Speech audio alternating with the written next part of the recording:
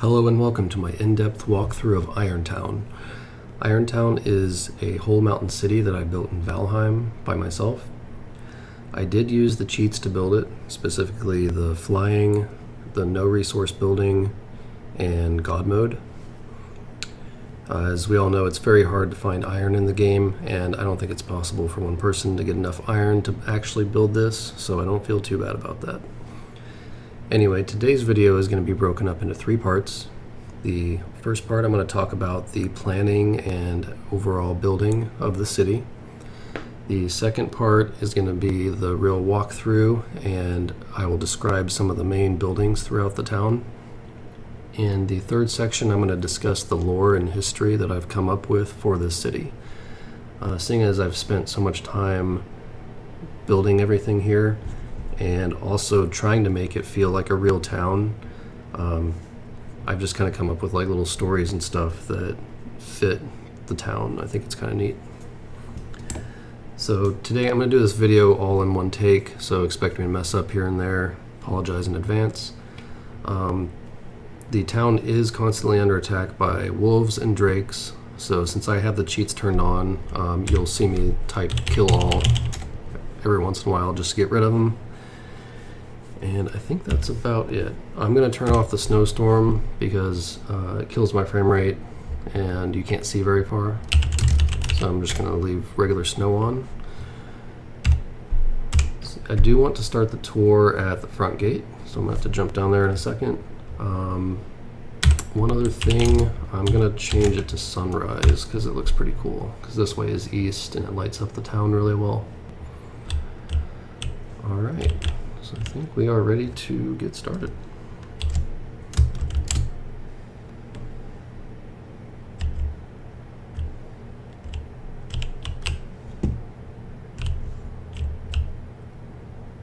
Almost nailed it.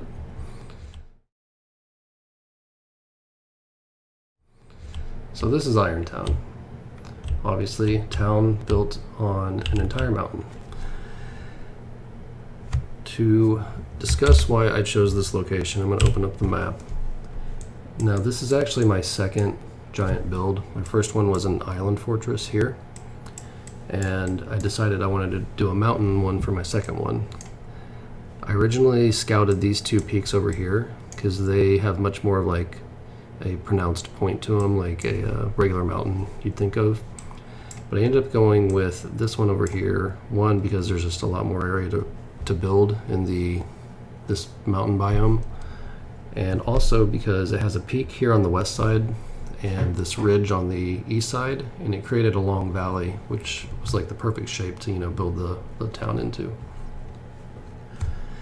Now I didn't have like a very specific plan when like planning out this town. The only thing that I really started with was the center path. And I kind of made a deal with myself. The deal was that I would build the entire path from the beginning up to the peak without building any other buildings.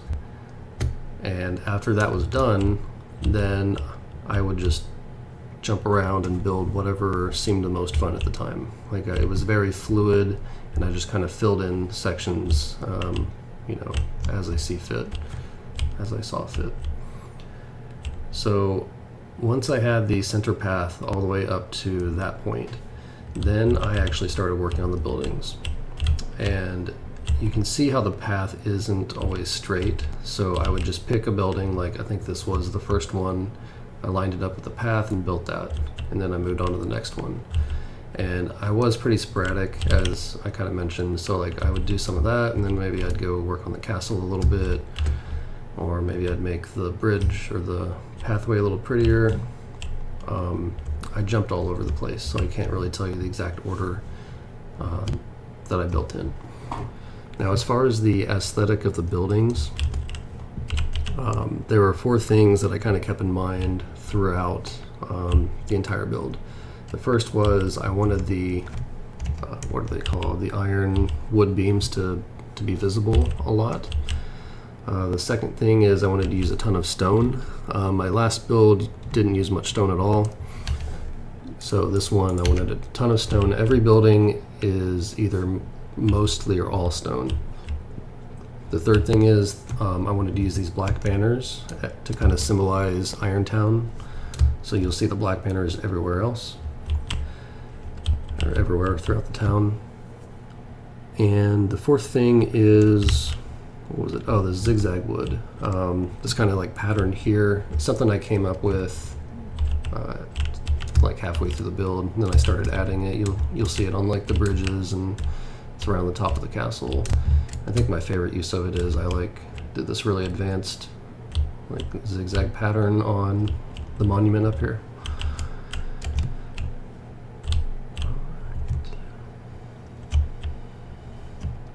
As far as the actual layout, excuse me. The actual layout, like I said, I want it to be fluid. A couple other things that I just kind of kept in mind was I wanted all the buildings to be like stacked and like crammed together. Like, you know, occasionally there's a little bit of space between them. Some places I left like actual like storage or alley areas, but they're all pretty crammed together. I wanted a lot of bridges and alleys. There are four or five bridges, 6, I guess, if you count these little ones here. And the only other like specific thing I had in mind was I wanted a castle at the top. The monument I didn't originally have planned. I'll talk about that later, how that came about.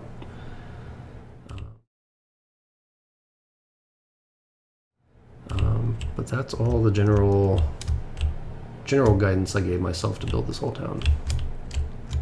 So now we will do the second part of the video where I'm going to actually walk through the town and give you some info on the specific buildings. Looks like that Drake took out my torch. Well, took out 2 of my torches.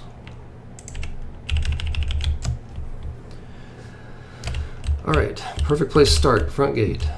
So I didn't have this idea to actually make it look like a gate that goes up and down until I was like in the middle of building it.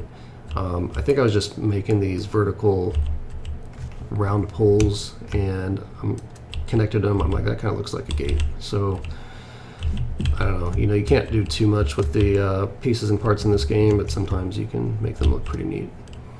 I did add the spikes around the front. For anyone that's familiar with Princess Mononoke, the town in that movie, or in that anime, is called Irontown. This is kind of an homage to that. Not necessarily as far as the design goes, but just the idea that it's a town that, you know, mines iron out of the mountain. Alright, going back here, I'm not going to go through every house and apartment. If you notice the numbers above these, that means they're like a house or an apartment, however you want to think about it. There were 17 total of those. However, I'm going to stop in the first 2 for a specific reason. So this one used to have a workbench here, and that's the workbench that I used to build most of the town. So even if you have the hacks on, you still have to use hammers, and hammers wear out over time. So I usually keep about 8 on me, and I would just use them all till they wore out, and then I would come back here and repair them and just keep going back and forth. And the second house, down on the first floor, there's a bed here, and that's the bed that I used for most of the build. And the reason that I slept, even though I can like control what time of the day it is with the cheats, is having the well-rested bonus gives you better stamina regeneration. And when you're doing like something really repetitive, like if you're building up this stone wall, you can run out of stamina pretty quick. So just having the extra stamina regeneration actually helps you build faster. It's a tip. One more thing in this house. This is the only house that has a chimney, a fireplace chimney kind of thing. And I wanted to play with it just to see like how small you can make it, but as you can see, even with like a small fire, you know, if you want a stone fireplace, it's going to take up a lot of room just due to the size of the stone. So I didn't end up using that kind of like actual chimney on any building but this one. And I'll show you the last two I built actually way back here. These are some of the newest buildings. These will be apartments 16, 17, and there's a storage room in the basement down here. Pretty much every building is furnished and like fully decorated and has the same level of detail as all the main buildings. I could spend more time doing better on the decorations, but I only have so much free time. Before I go through the other buildings down there, I'm just going to show you the other two gates. They're not as fancy as the first, but this is the east gate.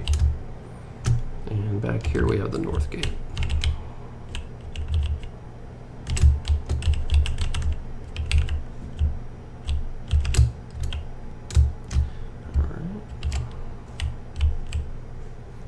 Next building is the car shack. So I'm just gonna kind of breeze through a lot of these, but you'll get the gist of them. You got weapons hanging up. Oh yeah, one thing, kind of like just in my head or for the lore of this place, I like to pretend that the metal gate doors, or the iron gates, are locked, and you can only get access to these places with permission or with a key. And wood gates or wood doors are not like that. Apartment, and I guess one more thing I'll point out about all the apartments in here, they're all unique. Like nothing's cookie cutter, nothing's repeated. Every building has a unique layout, unique shape. So there's a wood shop, alley for storage. This I'll talk about more in the lore. It is, what do they call them? I think they're called spawners for drakes, and there's an egg there. So I picked the egg. I wish I wouldn't have, because I would have just left it there because it looked better. But I did put the egg back up on this wood stand here to make it kind of look like it's sitting in the nest.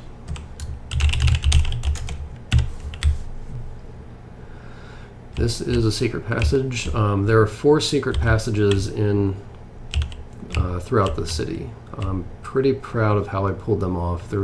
Each one's unique and has a very cool purpose, and I'm going to talk about more of those in the 3rd section when I talk about the lore and the history. So I will come back to that. This is like a brewery or ale house. Has a restaurant up on the 2nd floor, bar on the 1st floor. I did try to keep as many trees intact as I could. I think there's only 3 or 4 throughout the town though. This walkway goes up to the 2nd floor there, little bridge. Let's see, those are both apartments. This is one of my favorite rooms.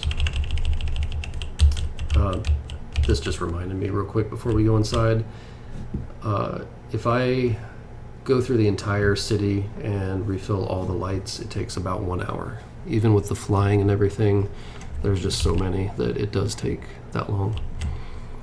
So anyway, this is the seamstress shop. Got one of each banner in here, plus an inventory of black banners, because I imagine, having these hanging all over the city, someone would need to upkeep them. So that's what that person would do. These are 3 small apartments on the bottom, 2 larger ones on top. I'll show you up here. This one does have a fireplace, and like each main building will have some sort of fireplace. But what it does is it actually provides heat to this whole building. So like even if you were wanting to sleep down here, you can actually use this bed because that fire is close enough. And that's true for any building where there's a bed. To the right is the theater, kind of a stage with a bunch of seating around it.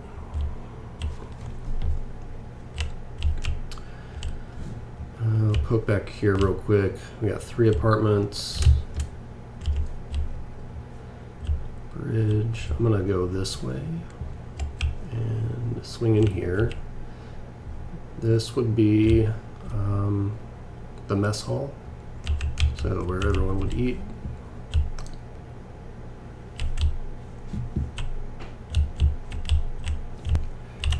up here. So this is something I carried over from my first build. It's the VIP room, so if you have any kind of distinguished guests, they can stay here. And that's what the blue banner designates. It's the only place that blue is used in this whole city. I might build another VIP room later.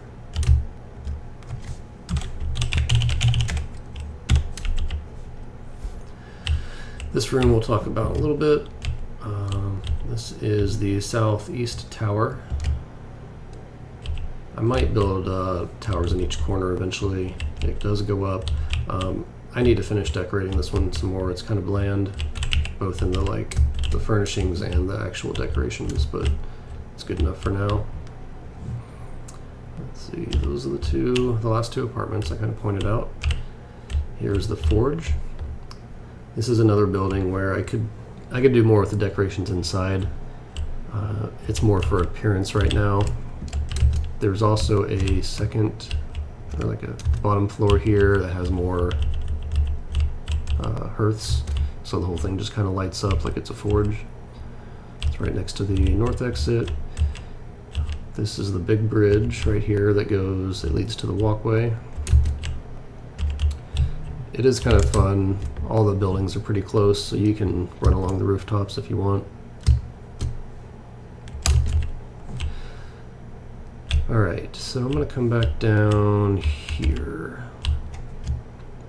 So the max security cell, that'll be part of the lore. I'll show you that later. Up here is a police station. A little interrogation room.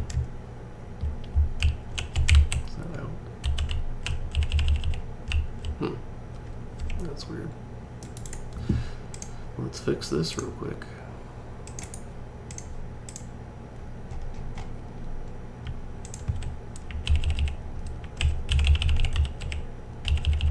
Alright.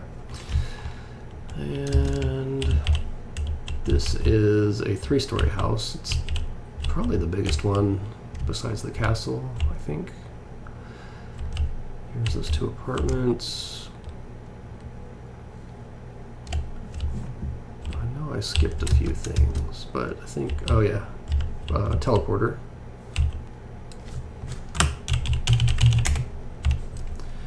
That goes, I have a teleporter island down here. It's really cool looking, but it's going to connect any bases that I build. So right now it's got the island fortress and Iron Town.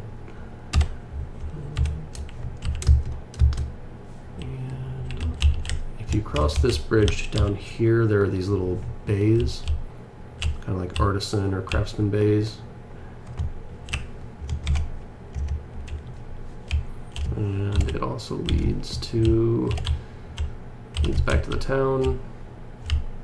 And there's a secondary path right here. It's covered all the way up, and it actually spirals. You see here, it goes around this little peak, and there's a lookout tower right here. A really cool view.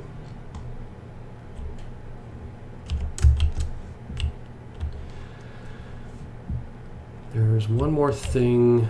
Yeah, I can show you this one now. Come here. Here's the regular prison.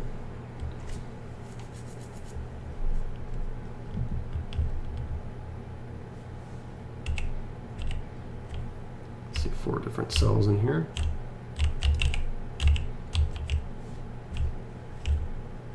And this room, I really like how it turned out, because like the theater is up above us and that all those apartments are right there.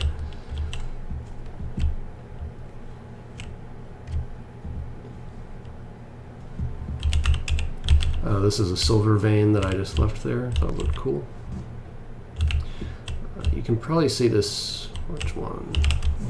This one, that fancy building up there, that's the treasury. If we run over here, you'll see the green banners designate something that I'll discuss later as well, and there's a secret path back there. I'll show you one more green banner down there, and there's one hiding one's hard to see now. One back there.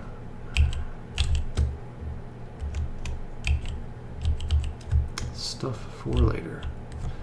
Alright, I'm going to drop myself back off at the path here and just take a run up to the front of the castle.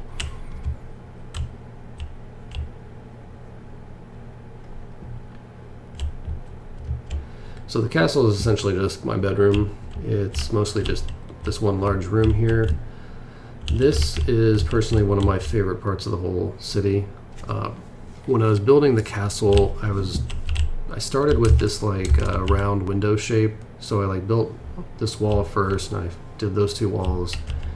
And I just looked over here and I thought this looked really neat. And you can just imagine like eating your breakfast here, and you've got this kind of window essentially. I think it'd be pretty cool. The fireplace has the zigzag pattern of all the trophies hanging up around the room. This was here up at the peak, so I made sure to keep it, turn it into like a little monument. This someone asked me about. I didn't realize it, but I don't think you can kill frost trolls yet. Like, they're not in the world, but they're in the game files, and you can spawn them using the cheat codes. So that's how I got that one. This is my bed. Pretty cool view. Over here is the overlook. It's also kind of neat. You can see the front gate from here. And next I'm going to take you back to the treasury. Now what's funny is, like, this building is very visible. It has a lot of windows. It's very fancy. People know what's in here. But, you know, it's guarded. It's hard to get to. And most people assume that the treasure or the valuables, the wealth, is stored here, but it's really just a decoy. It's for show. Oh man, these drakes broke a hole in my roof. Anyway, it's kind of just for show because there's a secret treasure room that we'll look at later. I imagine this is just some kind of, I don't know, room where the rich people trade diamonds? I don't know what rich people do.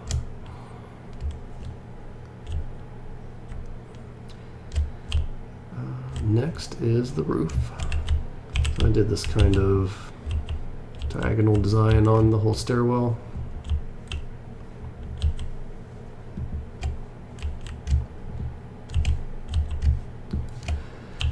On the roof, there's a chimney and another overlook. So this was originally going to be like the highest point, but like I said earlier, I could no longer see the castle from the gate.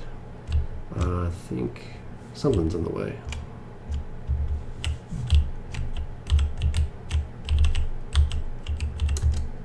Yeah, the gate's in the way. Oh, it's the wall here. So you can't really see the castle. So I ended up spawning this giant rock. It wasn't originally here. You can use the cheat codes to like spawn specific like environmental items, but it's really hard to place them, so you gotta be careful.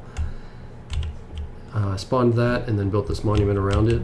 I wanted the stairs to be like invisible, so they're all in the back.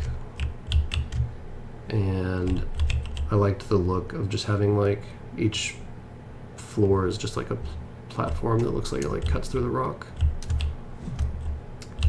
I'm not gonna run all the way up it, but once you get up, there's a building at the top. There's some storage back here, locked away. And at the very top is the real overlook.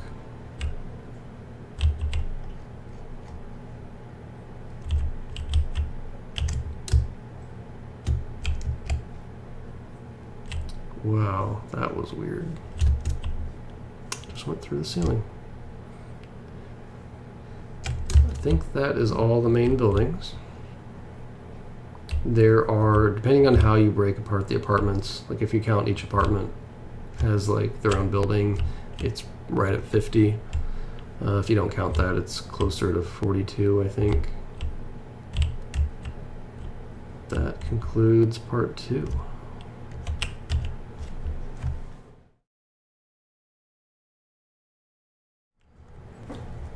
Alright, let's talk about the lore and the history of the town, as well as check out all of the hidden passageways.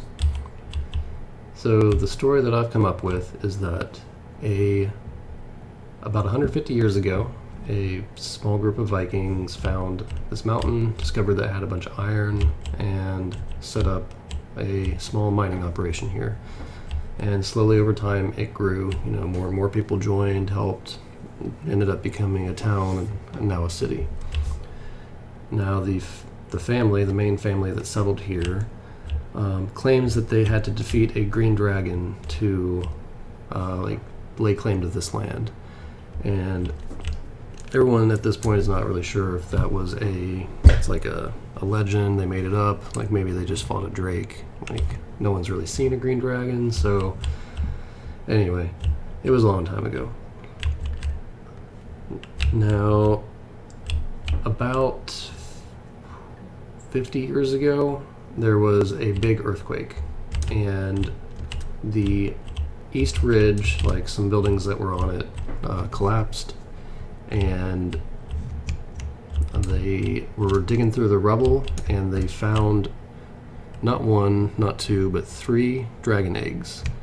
And not only that, but the eggs were floating. Very weird.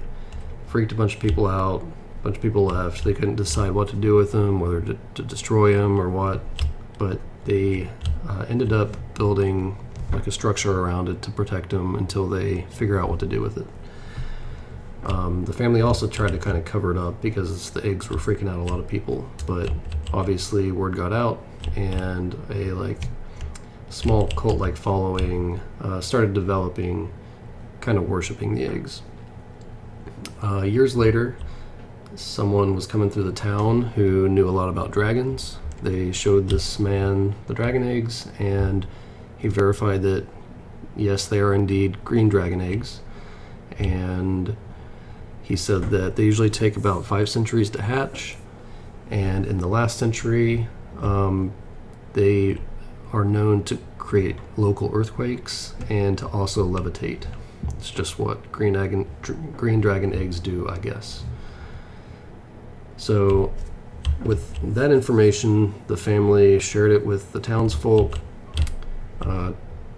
told them all about the green dragon, or the green dragon eggs, what they should expect.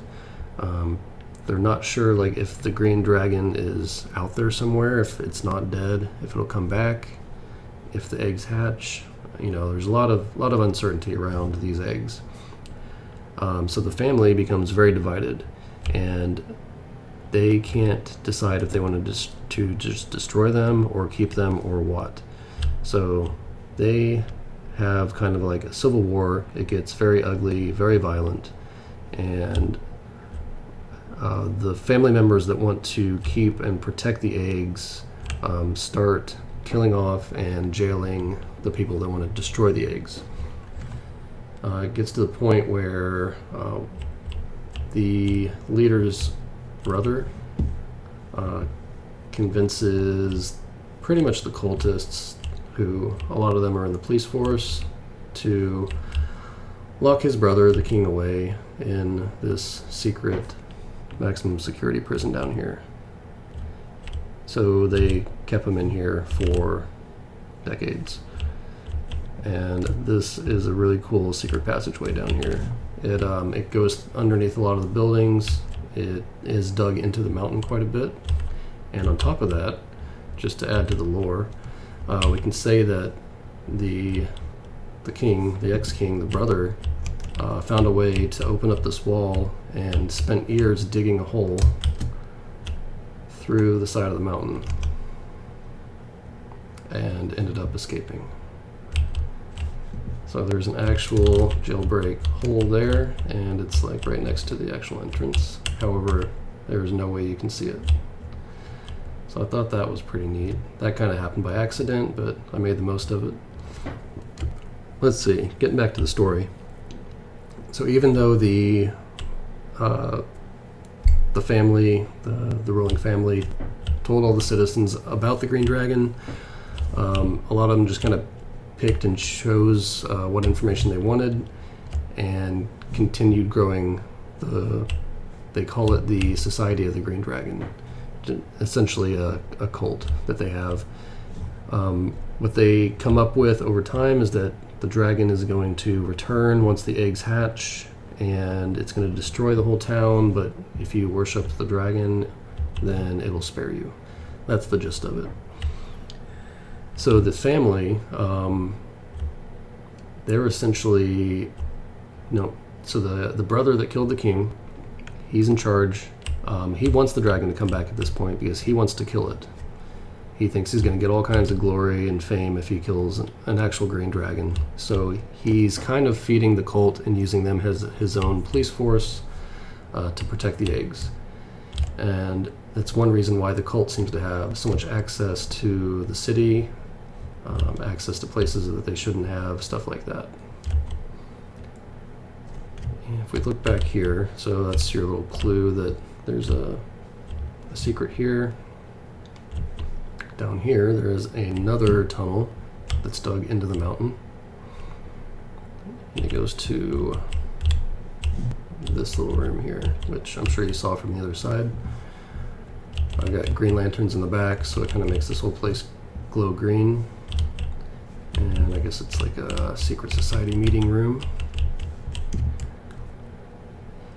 And if you are in the society and you have access, that should be closed, you get to go this way as well. Barely enough room to walk under this bridge.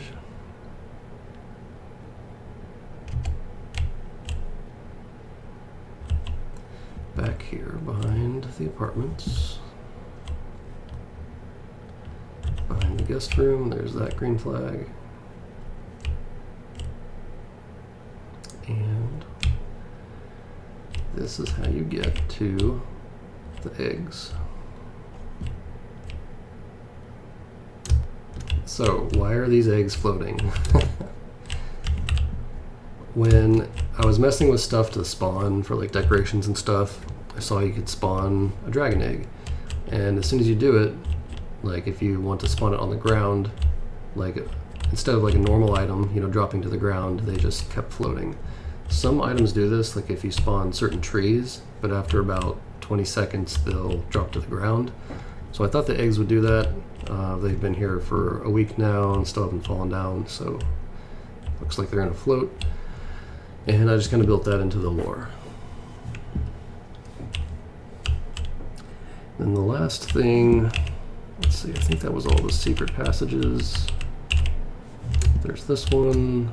There's the prison underground, there's that one, there's the jail. Yep. The only other thing is up here. You noticed probably from the beginning, green flags up here. Just kind of symbolizing that the current king is part of the Green Dragon Society. And he wants the green dragon to come back so he can fight her. And that this is where the showdown is supposed to happen. Sorry about this, but I completely forgot one of the secret passages when I did the original recording, so I'm just going to throw it in here. Not sure what part in the lore I'm going to put it in, so essentially this is where the real treasure is. The family's wealth is kept in this secret place, not in the decoy treasure room.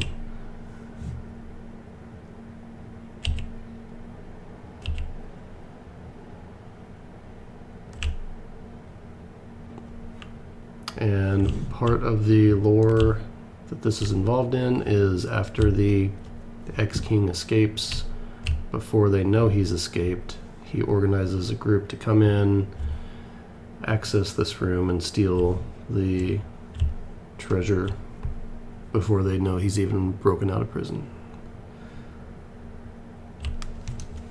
So that is the lore and the history that I've come up with for Irontown. I hope you enjoyed the tour. Hopefully it wasn't too boring. If you have any questions or anything about it, feel free to leave them in the comments. I do plan on making this a download at some point. I've never shared Valheim files or downloaded them, so I got to figure all that out. I will do that. I'll tell you what, I'll give you a quick preview of the island. I will make a video of that soon, and I do plan on at least 2 more big builds. So I've got the Island Fortress, Iron Town. I will probably do a treehouse village of some sort, and I don't know what the 4th one is. Maybe if you have an idea, let me know. I haven't thought that far. I haven't been here for a while, so all the lights are going to be out, but that's alright. I don't want to show you too much anyway.